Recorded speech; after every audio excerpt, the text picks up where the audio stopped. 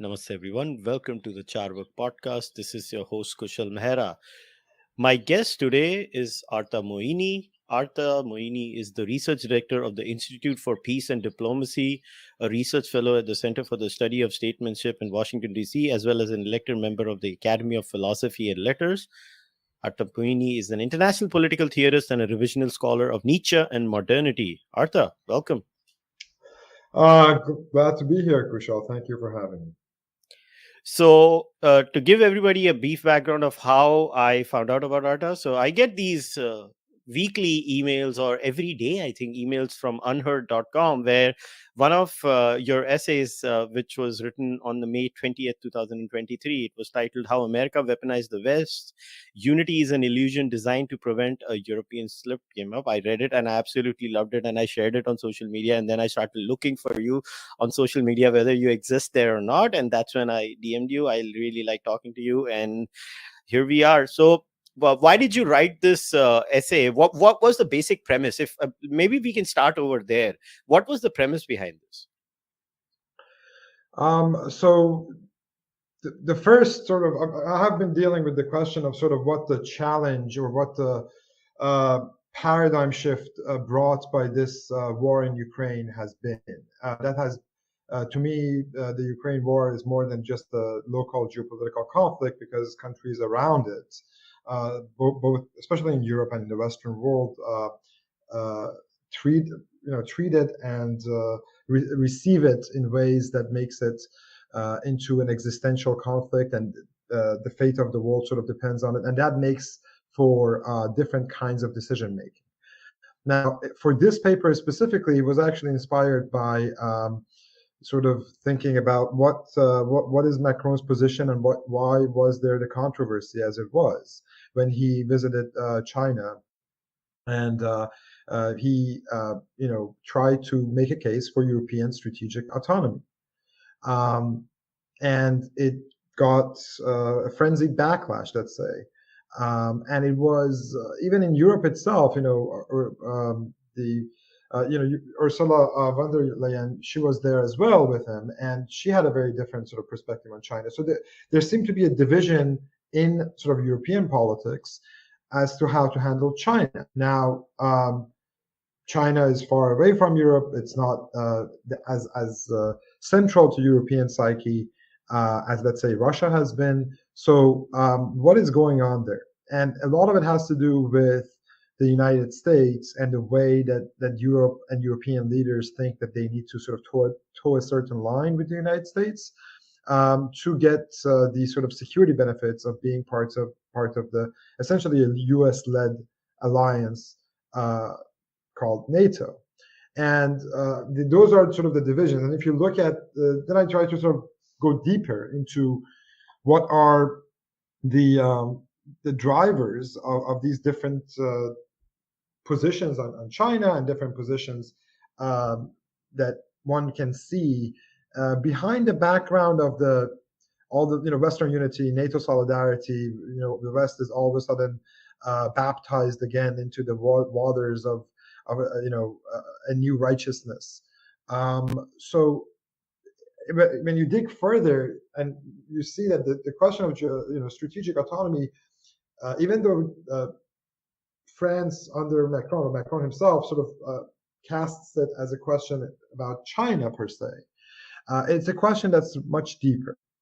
And I think you can see actually that there are different blocks and different kinds of being in the world, to use a Heideggerian language, different kinds of ontological security frameworks that exist as the European leaders are thinking about how to deal with the Russia question, the Ukraine question, and the China question. All of it predicated on the big question that is often not mentioned, which is sort of what should be our relationship with the United States. So we can get into it further, of course, but the general premise is that there is not, first of all, the idea of the West itself is an illusion, hasn't existed in that way, and this is both the Westerners from Iran to China to India to Putin, right? That he loves to use the word collective West, use it, but they have internalized a sort of Western category that, in many ways hasn't existed, um, since at least the fall of the Christendom. So you have a different world today, which is much more regional, not only around the world, which is multipolar now, but in Europe itself. And the different sort of cultural pedigrees, strategic cultures, histories, and perceptions of threat that these different regions have makes for different kinds of understanding of national interest, which means that they will have different kinds of policies and priorities. This should be reasonable to most people, but it creates, when we leave the realm of geopolitics and enter the realm of ideology, bursting the bubble of ideology becomes kind of a hard business. So finally, I would just end this sort of first question by just reiterating the point that both the Western idea of unity, which is predicated on the Western world that's Europe plus Great Britain, the Anglosphere, United States, and Canada, plus some countries such as Japan sometimes are sort of added in as part of the liberal international order. But that kind of the West has a lot of there are a lot of underlying schisms within that, and that's an illusion. And the idea of sort of Russia and Russian invasion was one stimulant, let's say, for recreating a collective paranoia, a collective reanimation of Cold War mentality that was directed towards the Soviet Union in the past. Now it could have be galvanized against Putin, against Russia, the personal evil of Putin, and therefore it can allow for a nice binary black and white Manichaean framing, which then justifies our unity.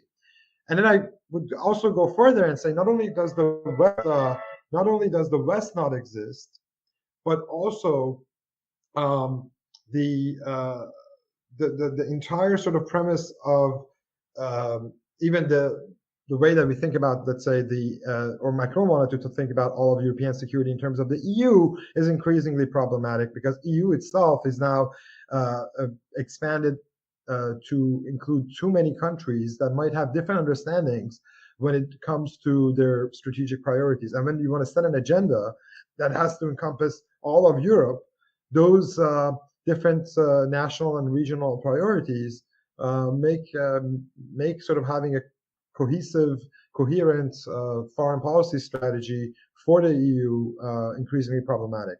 So I can stop there, but we can talk about the different regions that is emerging from this, not in the short term, but in the medium term afterwards. So I actually want to focus and circle back on this. When you talk about that, the concept of the West itself is an illusion, and in your essay you use a specific word in quotes. You call it a NATO-centric approach. Now, in light of Brexit and many other things, would and I also want to connect it to another paper that you talk about the middle powers in the multipolar world, where you talk about civilizational states, and a lot of middle powers tend to be civilizational states where they have a working framework. If I understood your paper right, they have certain values that they get attached to, and their worldview stems from those values. And I kind of understand where you're coming from, because India itself claims to be a living, breathing civilization for at least 6,000 years, where India says we are a civilizational state. Now, in that sense, isn't the Western Bloc also a civilizational state in many ways, Arta? That's a good question. There is, I would say, for example, that there certainly has been a civilizational element to the West as such, and that's why I mentioned since Christendom. The problem is that there are really, and even in the Middle Power paper that we wrote for the Institute for Peace and Diplomacy, there were different sort of, it wasn't, you can essentially, at that point, you can start talking about a world civilization.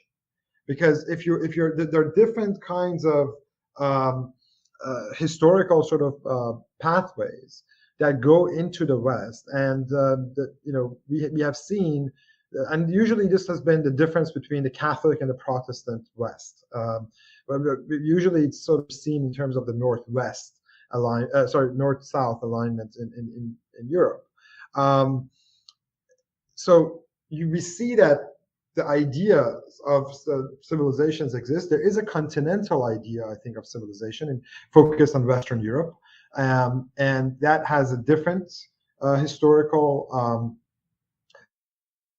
a different historical context, a different embeddedness, a different cultural pedigree than the Anglosphere, and also different from Central and Eastern Europe. So you see essentially what we call the West.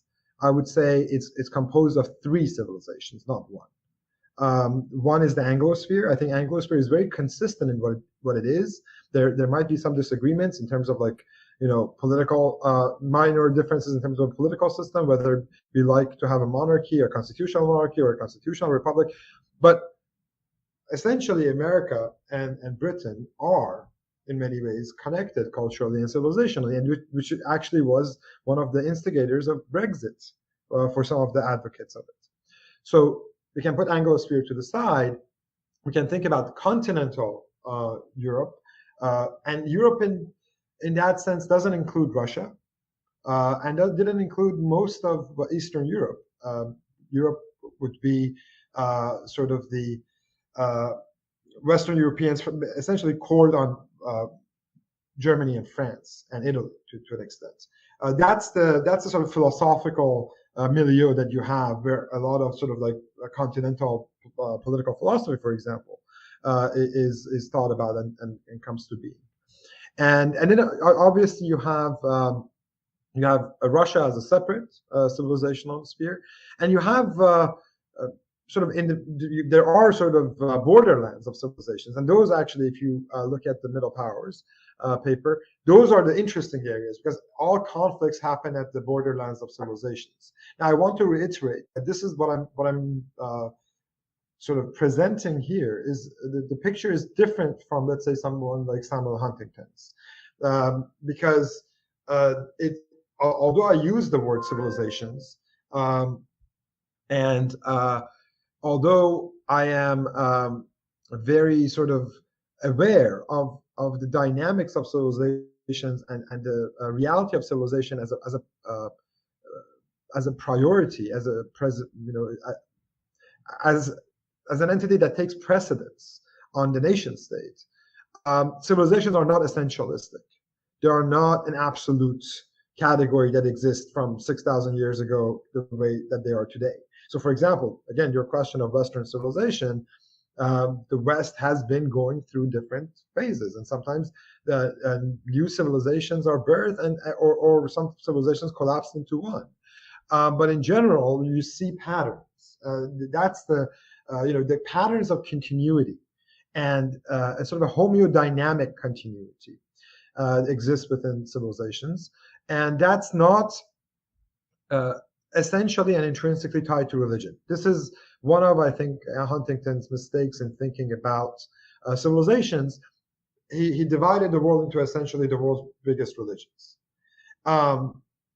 Religions capture only one snapshot of a dynamic and alive culture. And it comes from a certain universalism that's inherent in a lot of Western thinking, even the civilizationalist brand, which believes that at the end of the day, one thing needs to dominate. Everything happens at the plane of the world, and then we need to dominate that world. So the idea of just modus vivendi of all these civilizations existing and not interfering in the affairs of one another, and not actually, being premised for and directed and predisposed to world domination because of anarchy, as structural realism tells us, is I think it's a false notion. Civilizations can exist, in fact, together. The world of civilizations is not an anarchic world, and it but it is a multipolar, multiplexed, polycentric world which is not uniform. And that is not the same as anarchy. So I consider myself a realist, but my kind of realism tries to broaden realism outside of some of its utilitarian materialist sort of framings that sees everything as this sort of one system, and think about different systems. And essentially, civilizational architectures are, we're talking about multiple systems, not one system. So we are so used to talking about the international system. I would like to ask people to think about multiple systems, a multiplex system that exists around various regions, anchored on great civilizations that are in ebb and flow. So sometimes they are very powerful. Other times they can almost become too passive, or even go out of business entirely and expire. I mean, for example, a lot of the non-Western world during the colonial times was relationally inert. China in the loves to talk about the 2 centuries of humiliation. So this is, I think, what we need to focus on and understand that our perspective, our image, our picture that we present about the world is something that is a bit complicated by our original predisposition, cognitive bias, epistemological framing that sees everything as one and wants to create a one-ordered, uniform understanding, impose that on top of that world. I'll stop there. So this is very interesting because as someone who I like the fact that you have a very philosophical way of looking at even geopolitics. I think a lot of times geopolitics is laced with just now and then issues, and they don't look at the core of the nation. So this is what in Sanskrit we have this word called chitti. It's the essence. So the essence of the way I would not say American foreign policy. I just think it is Western foreign policy. Before America, it was the British foreign policy, and then the Americans just took it and I think ran it on steroids. There is a certain way the American mind works. To say it in a Yeah, what's that? to say it in civilizational terms, I think you can speak of an Anglo-spheric foreign policy. Whether it's whether it's Britain that was leading in the past or it's the United States that's leading today, the worldview that you're talking about is very Anglo-centric. So what I was trying to say is not just Anglo-centric, it is also monopolistic. It is monopolistic in the sense that it divides the world into the believers and the disbelievers. It's a very unique mind that has created current foreign policy, which is why when we were talking about it offline, I said a lot of American foreign policy or Western foreign policy is actually derived from that very monotheistic blind spot where it looks the world in a certain way, and then you couple that with the savior complex where I need to go and save people. I don't know why, but they need to save people. And the frontier mentality. So you have the savior complex, the frontier mentality. So I'll give you a story, right? I'm a kid who was born and raised in a Hindu household. We don't have a proselytizing culture. We don't proselytize. Is it barred? No. But do we do it? No. So when I went to America and people started trying to save me from going to hell, I found it so weird. At a personal level, I was like, why am I going to hell? I did not even know that. And then I started observing American foreign policy or the Anglo-spheric foreign policy, and it's always around there. They seek a clash, then they try to fix the clash, and it stems from this deep discomfort they have with how can you tolerate that. So do you think what you call the American weaponization, do you think that weaponization stems from that deep difference anxiety that they have?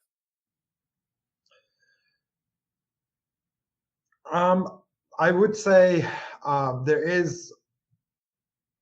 We know all about the history is filled with lessons about the problems the pathologies, the dangers of overreach, overextension, hubris, arrogance, and as a society overreaches, it depletes itself, it depletes its spiritual energies, and it sort of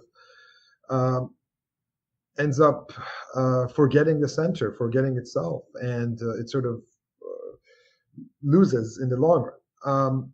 I would say that the sort of what I call the Anglo-spheric sort of model of foreign policy is there is a kind of, especially in the American form, it takes an exceptionalist understanding. And that exceptionalism has, even if everyone who leads foreign policy in the United States or Great Britain today is either agnostic or an atheist or non-believer, there are underlying sort of factors, sort of religious, a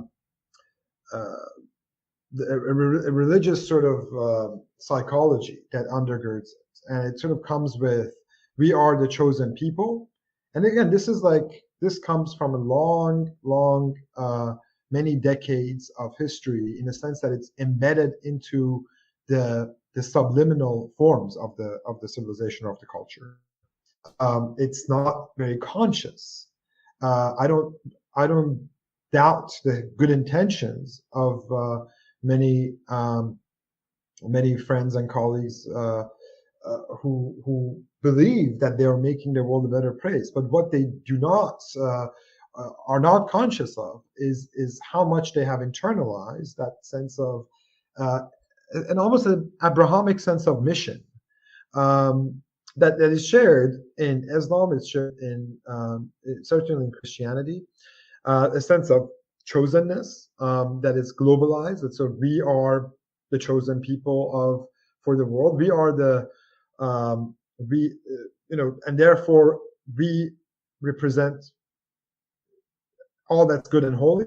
Before it used to be God, now we can just call it democracy, liberalism, freedom, and we are fighting against the other, which in an earlier exceptionalist form looked different.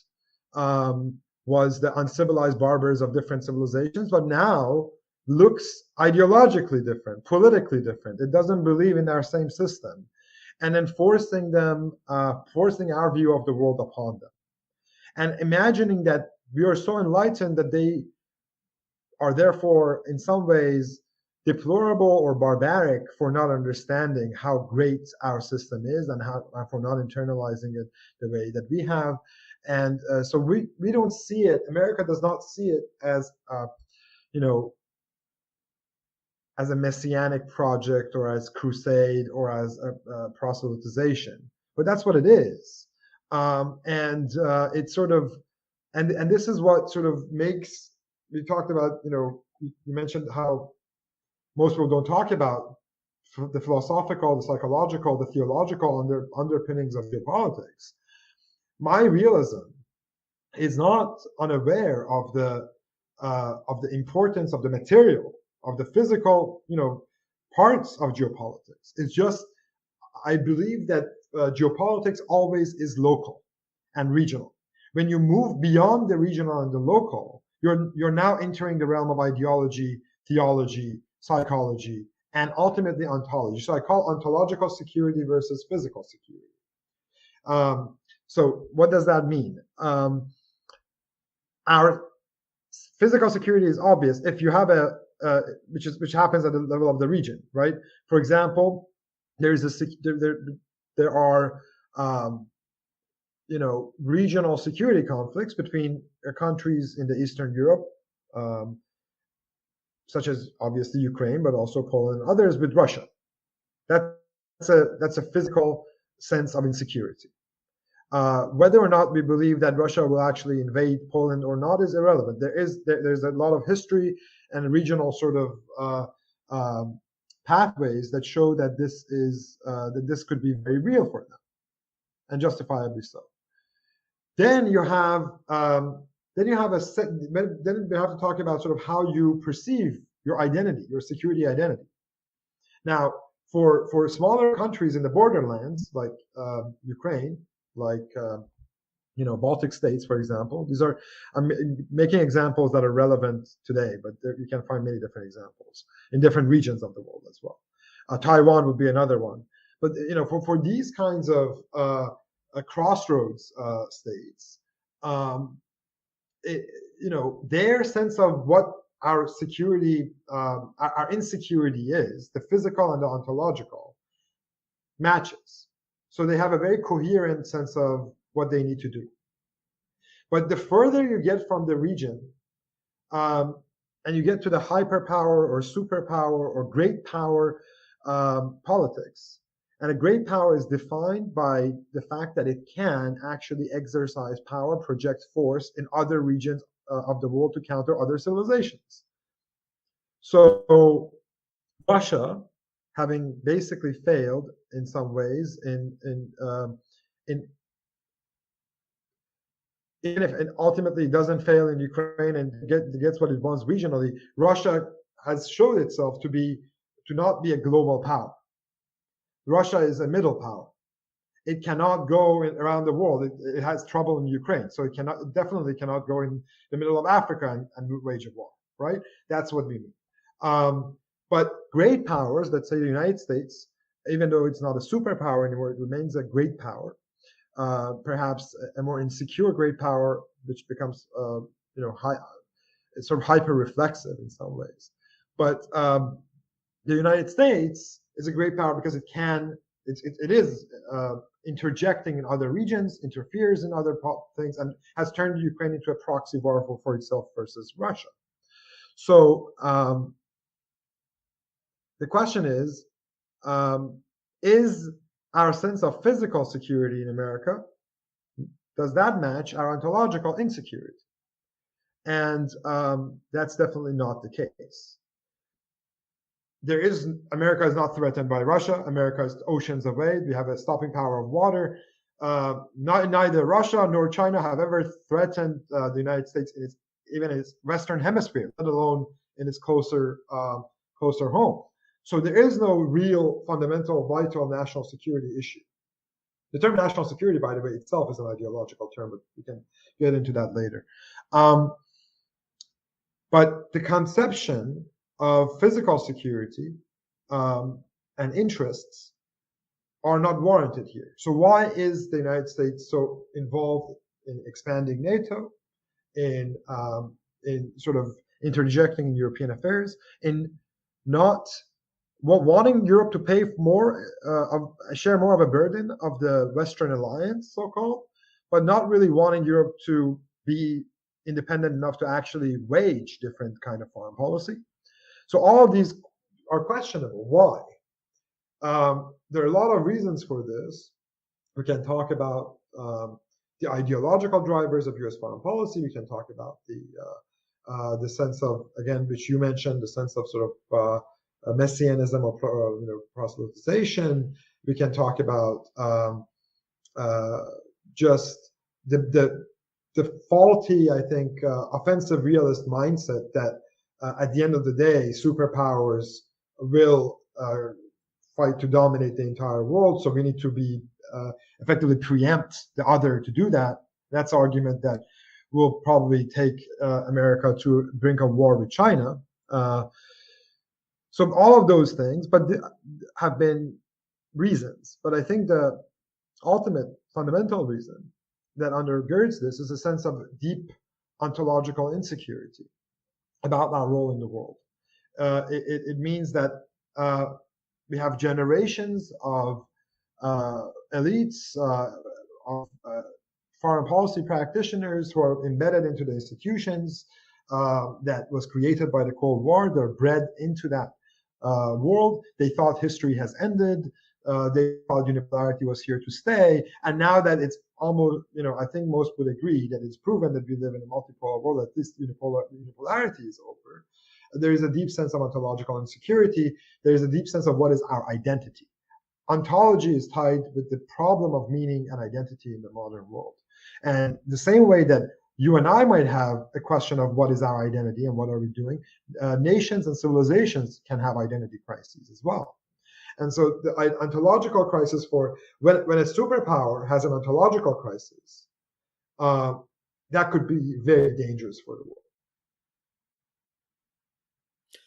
Fair enough. Now, I want to read something from your essay in Unheard, where you say by using NATO enlargement to weaken the old power centers in Europe that might have occasionally stood up to it, such as in the run up to the invasion of Iraq, Washington ensured a more compliant Europe in the short term. Now, if I was to use this particular quote and I was to use this in the context of the Russia Ukraine conflict, now, wouldn't you say that if Ukraine was a part of NATO, it would have actually been better off in that sense that if Russia would have invaded Ukraine when it was a part of NATO, it was basically against the entire Anglosphere and the entire Western Bloc, and there would have been a direct conflict and they would have been much better off. So, in that sense, has an America making all these other European power centers weaker, in that sense, has actually benefited them by giving them this guarantee of protection, because at the end of the day, if they were to individually take on, to use your analogy, a middle power like Russia, they would not be militarily as capable as compared to, let's say, the entire NATO bloc. Well, I mean, of course, that's the case. That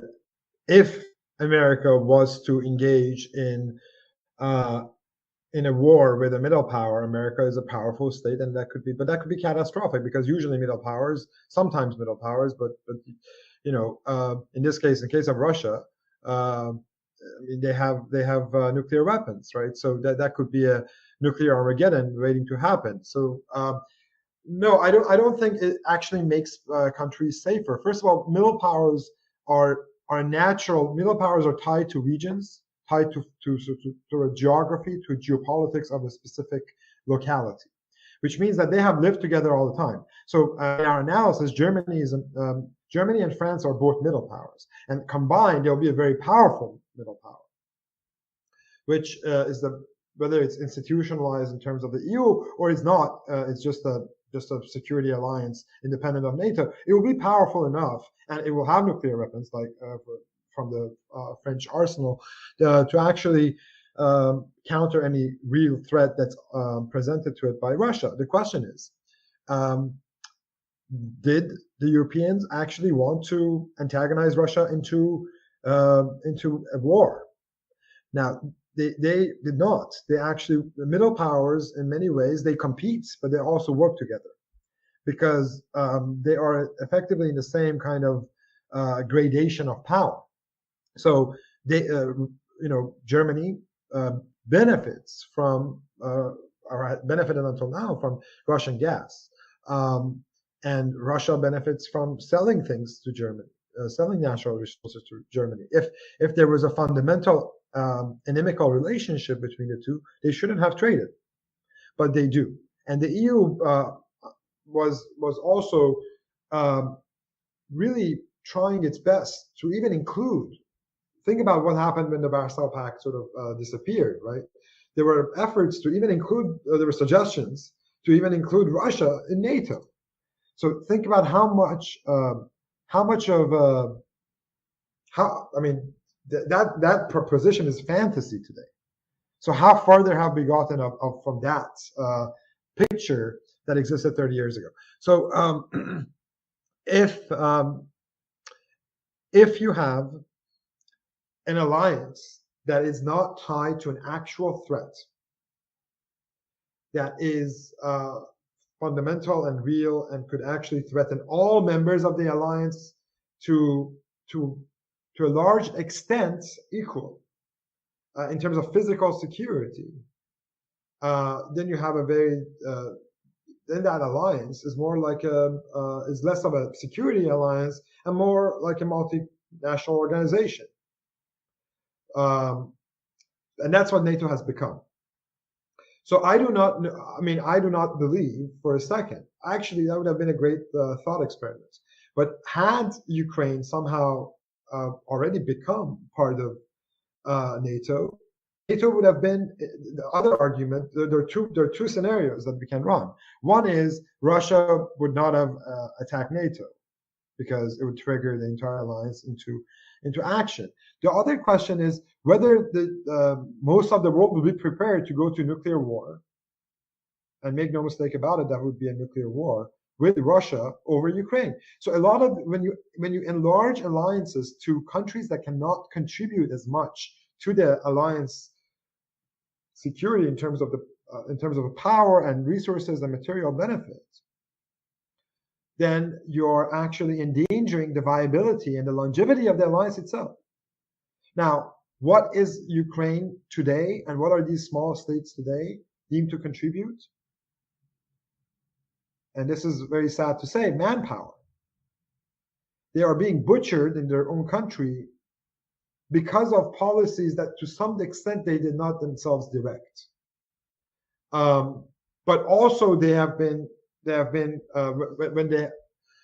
they have conflated with the West on this position because they have deep physical insecurity, which is that comes from their experience. So they're more prone to actually to actually try to create a war that expands so that more powerful countries can get involved in that. And that's why these alliances or these allies, these partners are, I've called them with David Polanski, Trojan allies, in a way that their entire existence depends on, and that was another piece actually I did for Unheard previous to this one, which is their entire existence, and it's quite rational, by the way, but their entire existence is predicated, their entire security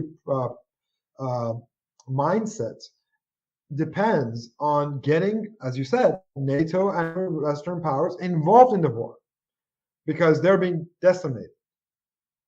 In the long term, this is a small country that cannot withstand, as you said, them. These are real, issues. This is not. We're not only dealing in the realm of ideology, but ideology can make us forget the huge human cost and toll of this war. And so I think that actually I'm a realist, and I think morality should take second stage to realist analysis of foreign policy. But but if you are a moralist, it is incumbent upon you to end this war as soon as possible, because the ultimate outcome will not change given the historical rigidities that exist in such regional conflicts. So I have a fundamental question over here. Somewhere in your essay, again, you say Europe thus finds, as it struggles to resolve the Russia question, Europe thus finds itself to having to re-examine its identity as a distinct cultural and geopolitical realm, recalibrate its proper boundaries, and discover its strategic orientation and voice vis-a-vis a collective West premised on US-led Atlanticism. It is here that the continent's long history might serve as a guide.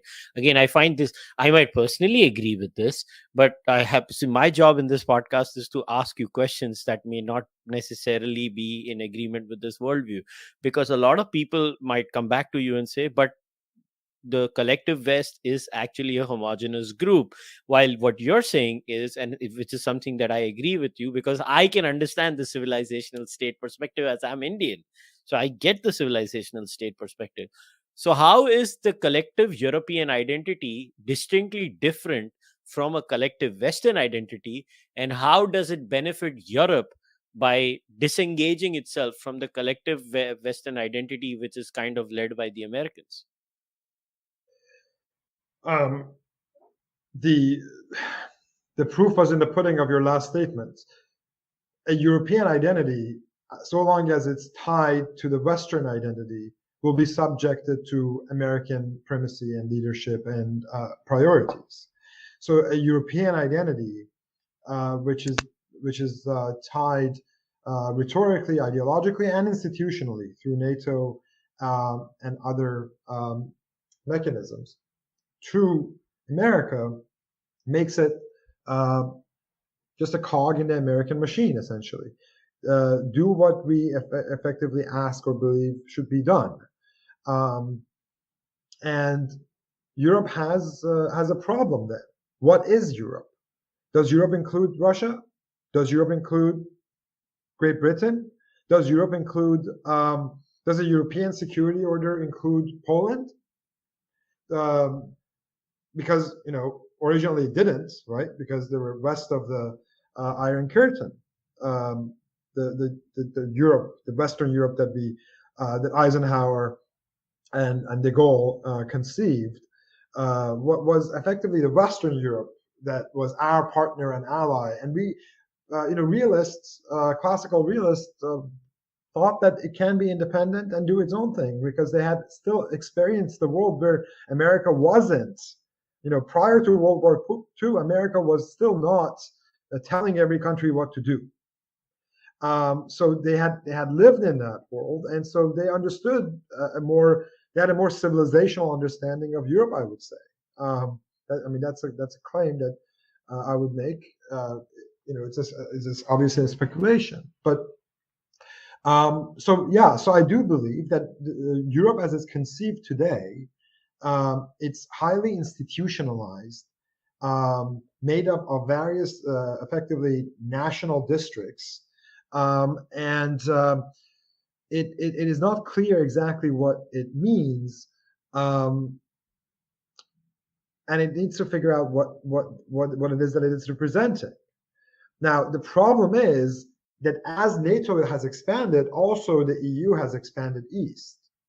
Now, some of the countries that have come and become members of both NATO and the EU, Hungary, for example, are towing a very intelligent line. They're understanding that they are both as a nation state, but also as have a unique background of having, being a part of the Austro-Hungarian Empire, but also being, part of the Soviet bloc for a while. So they know what the two world views have been, and one could argue that Hungary could have been, given its sort of ties with Central and Western Europe, the greatest accolade for the greatest champion of a just Western order against Russia and against everybody else, right? But it doesn't do that. Why? Because it requires a certain prudence. Because if there are countries that can actually balance, they can try to balance between these two or three blocks. So Hungary is member. I think is the only country that is a member of all these, effectively all these blocks. It has diplomatic relations with Russia and with Putin that doesn't antagonize Russia. It is a member of the Visegrad. It is which is essentially Poland and Polish centric. It is also a member of NATO and is a member of the EU. So there are ways to not have, as you said, this kind of monopolistic, black and white thinking, and just all these things can coexist. But I think the Western paradigm as such, and here I'm using the Western in terms of the secularized version of the Christian thinking that permeates it, has a Manichaean framing that makes it very difficult to move beyond the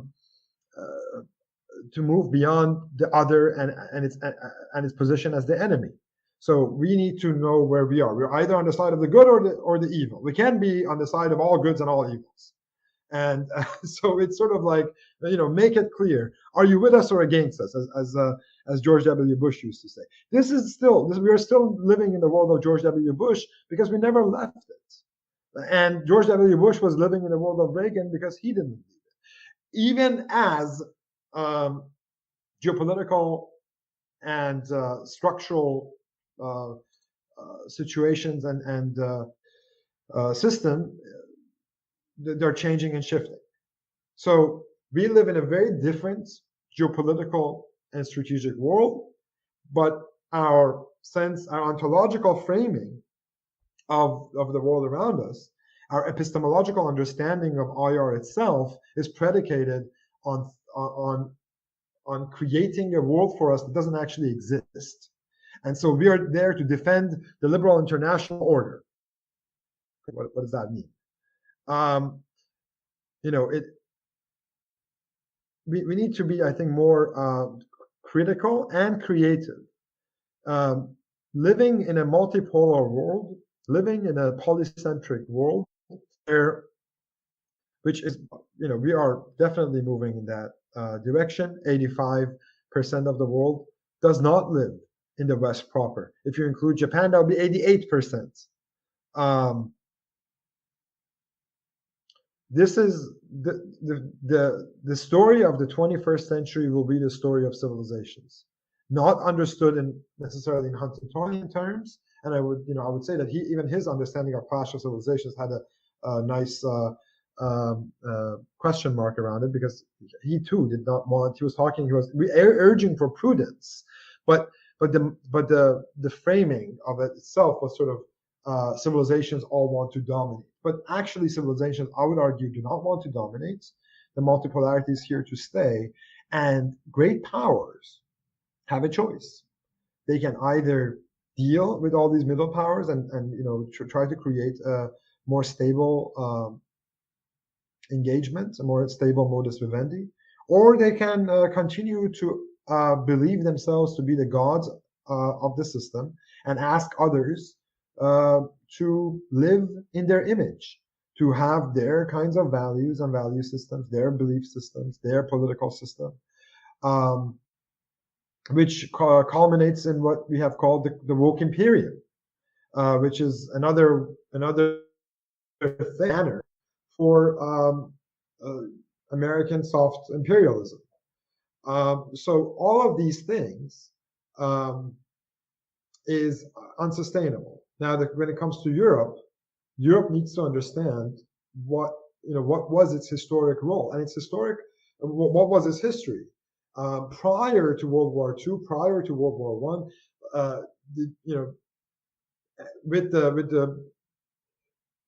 With the fall of the Soviet Union and the end of the Cold War, there was an opportunity for Europe to try to rediscover that question. But that question has been decentered and pushed aside for many reasons. One of them are the Europeans themselves. I'm not America bashing. I don't think this is all America's fault at all. I think Europeans themselves are to blame. But these are leaders in different political bodies and cultural contexts, which internalize certain things. A lot of them are not realist in their orientation, but idealistic, or steeped in idealism. A very dreamy understanding of history that believes history has ended or has culminated in a certain thing, and which means that Europe is not prepared. But it's not even reflexive enough yet to know what Europe itself means outside of even the European Union, in terms of security questions. That is Macron's position. So the most sort of let's say hard-nosed positions on European security comes historically from France. But France has a history of trying to have an independent tack and dominate European security affairs, which now it wants to do through the EU. But it's still, we're sort of the EU and France sort of national interests are sort of like coming together in this sort of amalgamation. But it's not clear that is how other countries in the EU, as the EU has expanded, will see the world. Poland will increasingly want a very different kind of role for itself. And Poland, because of the centrality of NATO in the mindset of all Europeans, Poland gets a lot of support from America, and America and Polish sort of axis helps Poland in the EU, gives it more influence. So there is a lot of these kinds of dynamics. This is not a monolithic picture. And a lot of leaders, both in Europe and in America, like things to just stay as they were. Weren't they simpler? Wasn't Cold War in some ways simpler times? For these people, it was. It was just very stable. We hated them, they hated us. It was perfectly framed for a sort of as you said, I think a monotheistic inspired foreign policy. You just need to have an evil and another, and you can organize, you can create a national identity around that. And especially in a world where traditional localized forms of belonging and meaning, what we can call racination, that's tied to family, that's tied to locality, that's tied to particularity. All of those are either gone or weakening. This sense of a national project around sort of world, redemption from some sort of a evil satanic threat could be very rewarding psychologically. Could be a sort of could be euphoric. It could be an endorphin, right? But it is not. It is not consistent with the changes in the structural system, in the international system and its structure.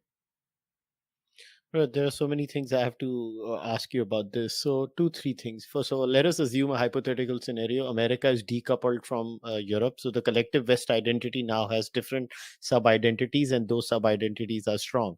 Now, people would say nature abhors vacuum. So, even in this collective European identity, somebody is going to take the lead role and they are going to subsume other sub identities. Let's say the Germans or the French might take a far greater role, and it still may not come up in the ideal collective role. Two, nature abhors vacuum. If America vacates this role of the world policeman, somebody's going to come up and take it, and wait till the Russians and the Chinese take it. You are not going to like it. What do you say to that? Well, first I'll start with number two, in the sense that that proposition that if we are not actively, involved in a militaristic posture around the world, that this makes countries go and dominate the world, that is preposterous. I think that is an illusion that comes from the very thing that we have been discussing for the past 50 or so minutes. It is a world-centric view, and which decenters regions, and thinks that, for example, if a country, if a civilizational power is trying to effectively work around its own regions and throw its weight around, let's say, even to be more cynical, in that region, that means that it can then come and control the world and the world affairs.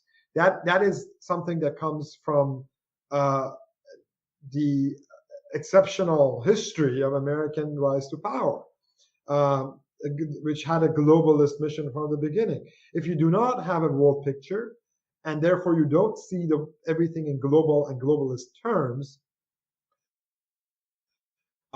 you're a different kind of understanding about the world. So this idea that really Afghanistan is going to be dominated, this is not. There are other, and this is the whole point of middle powers. There are all these other regionally tied states that have deep interests in the stability of their own regions, and this is all good and fine because there's not going to be a physical threat to the United States. We can definitely we should definitely defend ourselves if any country comes even close to Puerto Rico or Hawaii. But this is not what we're talking about. This is this idea of there's this sort of ephemeral thing called the world, and it is waiting to be dominated like a maiden by Machiavelli has this phrase, right? The Fortuna is a woman that allows itself to be dominated by the bold. We have this same kind of picture. It's just the world is the maiden that's waiting to be dominated by our evil twins. This is fantasy. This is the storytelling. This is not how actual foreign policy and geopolitics works. And I will also say, again, I understand where this mentality comes from. It has deep,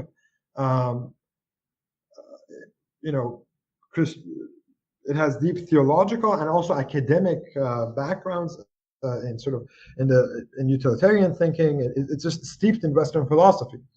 And then such a mentality has also then been historically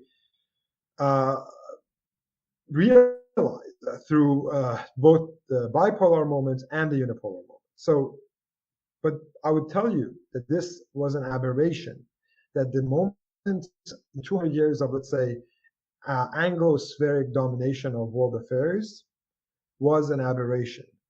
The world actually moves, the equilibrium is a civilizationally complex, regionally oriented world.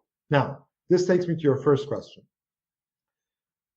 And it would perhaps make my realist credentials or realist language sort of come to the fore. The realist fact of the matter is that within these regions, there are going to be regional primacy. There is going to be regional primacy, and what we call middle powers are effectively these regional primers, let's say. They are the anchors of the regions. They are civilizationally powerful, which is what allows them to actually have pull. They understand their own history, geography, and everything else, but they're also materially capable. Materially, they have the resources that can actually subdue, if need be, places around them, in their immediate surrounding, in their immediate neighborhood. Which means that, for example, yes, these civilizational states will have more of a control, more of a say over smaller countries around them. France and Germany will have more pull. Russia will have more pull over Belarus. And we can go, further. China will have pull around its immediate neighborhood. Japan is also a middle power, which will have, it's interesting because it's the only middle power which is an island.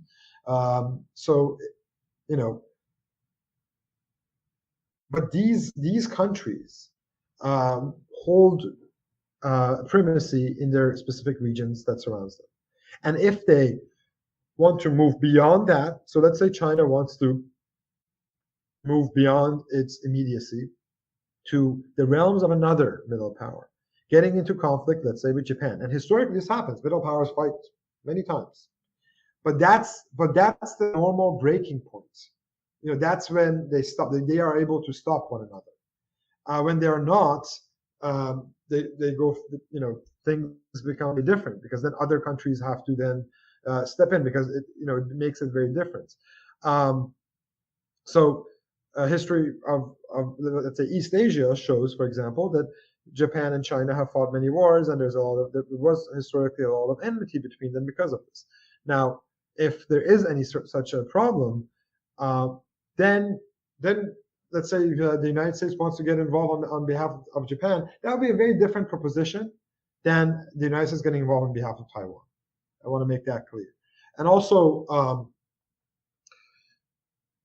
because so far as these countries are middle powers, they're able to have enough of a push and pull to be able to keep each other in balance. There's a balance of power between middle powers. If one country becomes too powerful to be a middle power, that becomes a great power, meaning that it can actually move beyond its regions and has the interest or has the drivers, has that ontological insecurity, to use the phrase that I used earlier, to have that ideology essentially, to want to go somewhere else, because a lot of countries also do not want to go to different regions.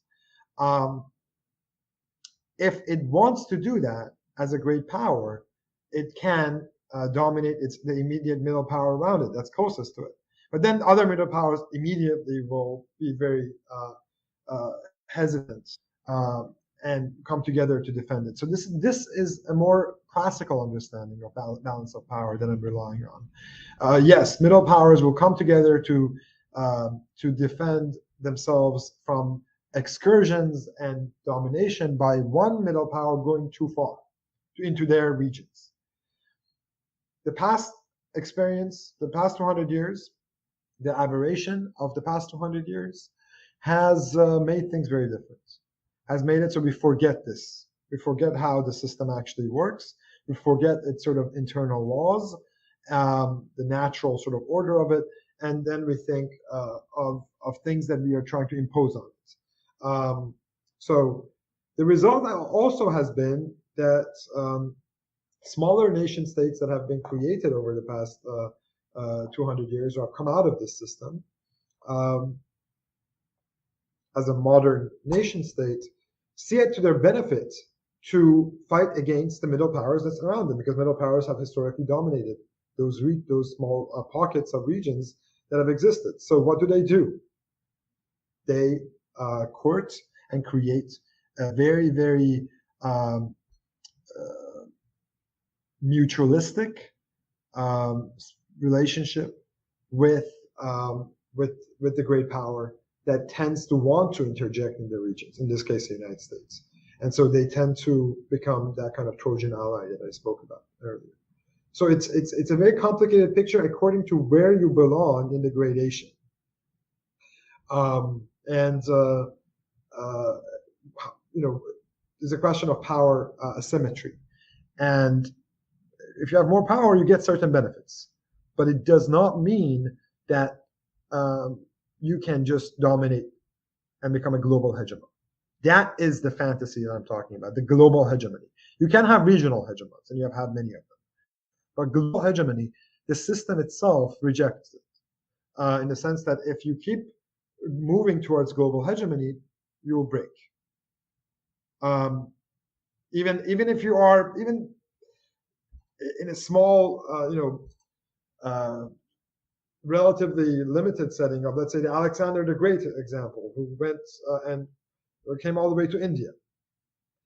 That's a portion of the world. It's not the entire world. But even that kind of hegemony only lasted until I think less than 10 years, until Alexander himself died, and then it was divided into the different regions.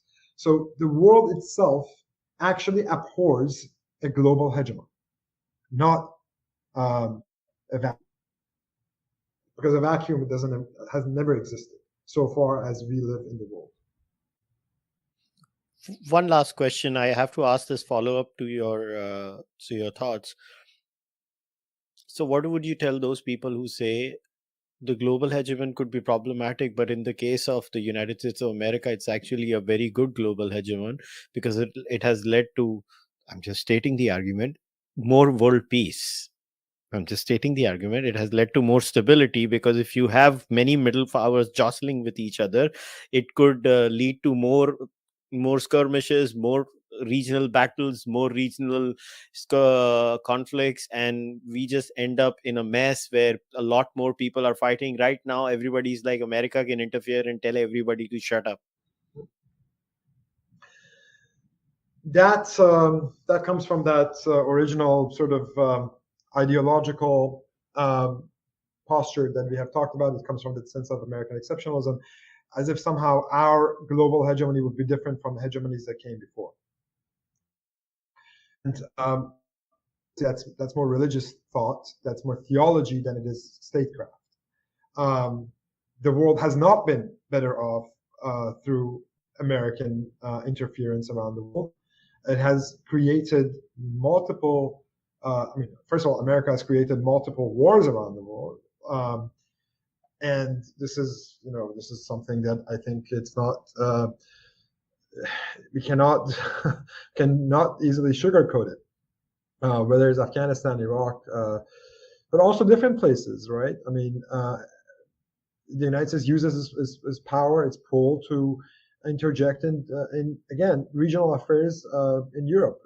Think about the wars in Yugoslavia, intervention in Kosovo, which actually I would call as one of the, I think if you look at the trajectory of Putin's thought, that was the moment that he became radicalized in some ways against the United States. So these things have consequences. And I would also say,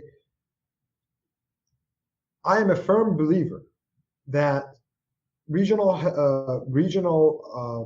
civilizational states, even as regional hegemons, can understand each other.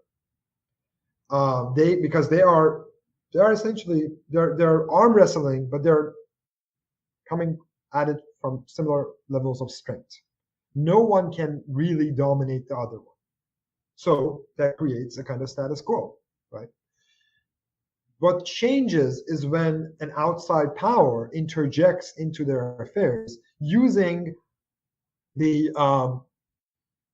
either its own military, but now increasingly what it has learned is that it can use, in a very cynical way, the armies or the population of smaller countries that have deep ontological and physical insecurity in the regions. So what happens if America steps back? Not a vacuum. You can look at this in terms of China, Saudi, and Iranian relations. That was the recent phenomenon. A lot of people would call it sort of an example of Chinese moving to sort of global hegemony. That's preposterous. What happened is, as we know, Iran and Saudi Arabia really have had deep historical problems with one another. There have been enemies in many ways in different and that became even more powerful with the Iranian Islamic Shiite revolution in '79, which was both a populistic revolution and a Shiite revolution, which meant that it was both anti the monarchical system in Saudi Arabia as well as against the dominant Salafi ideology at the time. So these two countries really are not friends, and they despise one another historically. What happened? How is it that they're able to find ways to talk and everything else? Because the reality of power interjected. And as soon as America stopped really pushing one side, basically putting its thumb and finger on one side of the scale, this is a scale when you're talking about middle powers. When you put your thumb on one side, you mean that you make the other one belligerent, and you destabilize the historical geopolitical balance. With America retreating, China had a choice. It could put its finger, let's say, on the Iranian side. But China just wants to do business. It has learned that from America. So it says, how do we do business with one another so that we're all prosperous? This is what actually America's promise used to be, right? And okay, let's just all coexist, find a way to coexist. And both of you countries, both of you too, I mean, you're not great powers like we are, China would say, but both of you have old histories, both of you have lived in this region for a long time, and both of you have a relative power and strength. So let's find a way so that we can coexist. That modus vivendi strategy, that strategic empathy, allows for a much more stable Middle East in a way. And also, I would say, another thing that is less geopolitical, but not less important, is that America has defended its unique position, its world peace, its beneficent nature, by saying that it believes in certain values and that those values are universal. This is increasingly threatening to every part of the world. India, Brazil, Mexico, and its historic junior partners in other places. So, for example, Saudi Arabia relied on the United States to strengthen itself against Iran. It was kind of like trying to tip the scale to its favor, right? But it is increasingly getting threatened by the woke ideology that emanates from U.S. State Department. And the United States doesn't need to be that way. Our values, our problems, our internal conflicts are ours. And if we are truly democratic, we would allow for our population to figure it out before saying that every other country has to do certain things. Before moving around, pushing for, gay rights in Japan by the U.S. Embassy. What right does the U.S. Embassy have to push these values on a different civilization? And this is happening with our allies, let alone our enemies. So it will push other countries towards either, a marriage of convenience. This is not. I mean, Russia and Iran, for example, they're helping each other in Ukraine and Syria. They have been historical enemies as middle powers, or as when Russia became a great power, it was devastating to Iran, right? This is exactly one of those examples. Russia became a great power, Iran did not, and it was devastating. But they are now, so they have this deep, historical antipathy. How are they working together? Because they know that there is something bigger at stake because of the universalism of this quote-unquote collective West, even if that universalism emanates from Washington itself and is just reflected by and rubber stamped by countries in the Anglosphere that want to feel as important, such as Canada and Britain, or by a specific sort of liberal internationalist ruling class that has been bred since World War II and during the Cold War in Western Europe. So these are it's interesting because a lot of these countries that geopolitically are drawn so much towards the United States, such as Poland, such as Saudi Arabia, such as the list goes on and on. They are they're nationalistic because they are modern states, and they are very deeply conservative places. They don't like the ideological dimensions of U.S. foreign policy. So they are stuck in a limbo. Now, it depends. For now, Russia is more of an existential threat to Poland. So Poland might, and Poland is useful to the United States. So the ideological sort of the war about the right value system gets sidelined. But when things calm down, as in the Perso-Arabic conflict, America and its ideology becomes front and center because there's not an existential war happening effectively between Iran and Saudi Arabia. They were engaged, the two of them, as regional powers in various proxy wars in their own region. So again, what we see globally is always a mirror image of what we see in regions. Among middle powers, global powers just once they try to interject themselves globally, they basically throw their weight around, no matter the justification, whether it's for Christian causes, or for neoconservatism, for woke ideology. It destabilizes the world. It creates a hubristic ruling class. It distances the ruling class from its own people. It just becomes unsustainable, and it creates real dangers, such as a real prospect of a nuclear exchange, a nuclear Armageddon happening over a conflict between Russia and Ukraine that can engulf the entire world. So no, U.S. Power has not been a force for good for a long time, since it believed that it can tip the scale and be the global power. And again, this was not. America today is not the America of George Kennedy or even Eisenhower. I mean, Eisenhower notoriously got fooled by the Brits and interfered in the in various other countries, especially in Iran with the coup against Mossadegh. But the belief was that the problem with, let's say, communism, with Marxism, Russian Marxism, was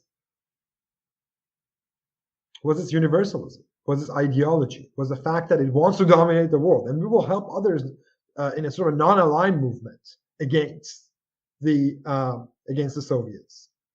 But we have become, in practical terms, like the Soviets. We have become a vassal for an ideology, except we have the world's greatest military. And that is a very frightening prospect, especially as we get more and more insecure about our own role and place in the world.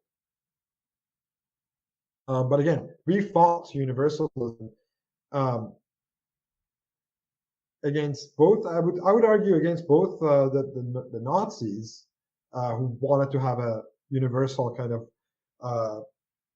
empire, if racialized, and also against the Soviets who wanted to have a very ideological and universal kind of empire. But we had the antecedents of universalist thinkings in our own libraries, in our own books, in our own closets, and that came out and made us see the world in very ideological, highly partisan, highly Manichaean terms, and that is not, I think, a sustainable position. So before we wrap up, Arta, could you, let's say, tell everybody if they wanted to check out more of your work or the work of the Institute of for Peace and Diplomacy, what is the best way to do that? Yeah, so first of all, our website for IPD, Institute for Peace and Diplomacy, is peacediplomacy.org. If you can put that in as well for people to see, is peacediplomacy.org. I would also, and again, we are a restraint-oriented, realist think tank in the United States and Canada, which we're thinking about what these sort of ideological the drivers of U.S. foreign policy and Anglo-Pacific foreign policy might be. We're thinking about the problems of power. We're thinking about the New World Order, the changes in the international system. We have been working a lot on the issue of multipolarity for 3-4 years now. And we take civilization seriously. We take middle power seriously. We want to understand what the new world in actual terms looks like, and we take a philosophical even approach to make sure that this should be an interdisciplinary approach. We should not be in our own silos. So I benefit from various different traditions to enrich and take realism to its original footing that as it existed in various schools of thought, including in Western schools. Realism precedes the formation of IR. That's one thing I would say. In terms of a lot of the things that we discussed, the religious element, the theological element, the story that America tells itself, I would say that I'm also a founding editor of a magazine called Agon Magazine. That is www.agonmag.com. And this is a sort of a scholarly place for the dissident scholars, for people who want to think provocatively, who want to adopt a radically realist position about the world and see the world as it is, and look at the different dimensions of it, not just in terms of foreign policy, but in terms of how is our world changing. And so I would urge your listeners, your subscribers, to check that out, and to check out a piece of ours that's coming out by a U.S. historian, Michael Vallejos, which is about the American fixation with almost a theological fixation with war and with victory in battle as a cleansing ritual, and the role of that kind of monotheistic, or let's say universalist, exceptionalist thinking in U.S. Psychology and U.S. foreign policy thinking. So I think you would benefit a lot based on our conversation from that article as well. That should be out either today or before the weekend. And yes, so that's Agon Mag, and I have my Twitter. It's at Arta Moeini, as you see my name, just the one word, at Arta Moeini. And you can find me on Twitter and engage in that way. Great. It was a pleasure talking to you. I thoroughly enjoyed your essay, and then I read your paper too on the middle powers, I can kind of relate to where you come from, because I myself am from a background of philosophy. So I actually enjoy having these discussions, because I don't know why philosophy is mocked so much in this world nowadays. Philosophers get mocked a lot in the age of science. People forget philosophy is very important, and many core issues of our existence are on the basis of philosophy. So I had a great time talking to you, and thank you very much for coming. Thank you so much, Kushal. And yes, I mean, in a world of reductionism, uh, you know, through true philosophy, which should push the boundaries and actually be a holistic, creative affair, is let's say frowned upon. But yeah, I mean, I think we should move away from just formalistic philosophy and think about how philosophy informs real life. But certainly, I think it's very beneficial to do that. And thank you for allowing the opportunity for me to uh, explore some of these ideas with you. All right, guys, we'll wrap today's discussion up. So, once again, I'll remind everyone, in the description of the podcast, it doesn't matter if you're watching this on YouTube or you're going to be listening on any of the audio platforms, I will leave the link to Arta's Twitter handle. I'll also leave the links to the website of the Institute of Peace and Diplomacy and Agon Magazine. You can go and check their work out over there. Also, please support the Cārvāka podcast by liking this video, leaving a comment, and subscribing to the Cārvāka podcast YouTube channel. If you're an audio only listener, please leave a review or a rating on Spotify, iTunes, Google Podcasts. You know where you are. And if you can, please become a member of the Cārvāka podcast. This is a member driven podcast. I don't do ad reads for a reason, guys. I don't want to be anybody's patsy. So I retain my independence. So once again, you can become a member on YouTube, Patreon, Fanmo, wherever you are, or visit kushalmehra.com and buy the merchandise. I'll see you guys next time. Until then, namaste. Take care. Bye.